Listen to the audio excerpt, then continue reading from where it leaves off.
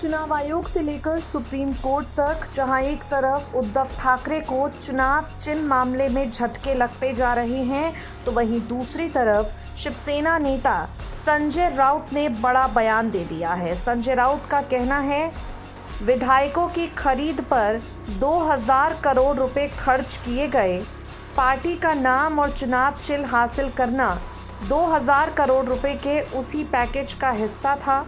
आंकड़ा और भी बड़ा हो सकता है। मैं अपने इस आरोप पर अब भी कायम हूँ। संजय राउत ने कहा, मैंने इतना कहा था कि महाराष्ट्र की राजनीति के खेल में 2000 करोड़ का खर्चा हुआ है और उस पैकेज में शिवसेना के नाम और चुनाव चिन्ह भी आते हैं। महाराष्ट्र में पूरे देश में एक घोषणा लोकप्रिय है। जब ये हमारे फूटे हुए अंगार निकलते हैं तो लोग बोलते हैं 50 खोके एकदम ओके। ये 50-50 खोके मतलब 50-50 करोड़ देकर आपको खरीद लिया है।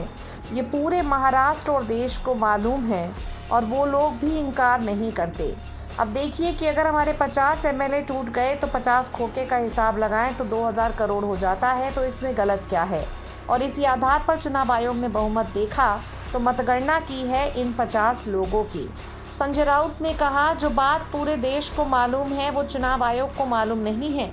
जो बच्चा जानता है इस देश का, हमारे चुनाव आयोग में इतने विद्वान हैं, उनको भी पता होना चाहिए कि विधायकों को पैसे देकर खरीदा गया है।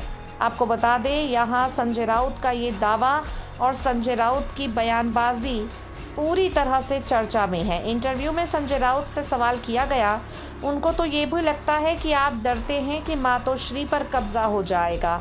संजय राउत ने कहा, देखिए चुनाव आयोग के माध्यम से इन लोगों ने शिवसेना और हमारे धनुष-बाण पर कब्जा किया है।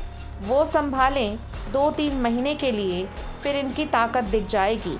ये जो पूरा गोलमाल है वो कुछ दिनों का खेल है। असली शिवसेना तो पब्लिक में है, जनता में है।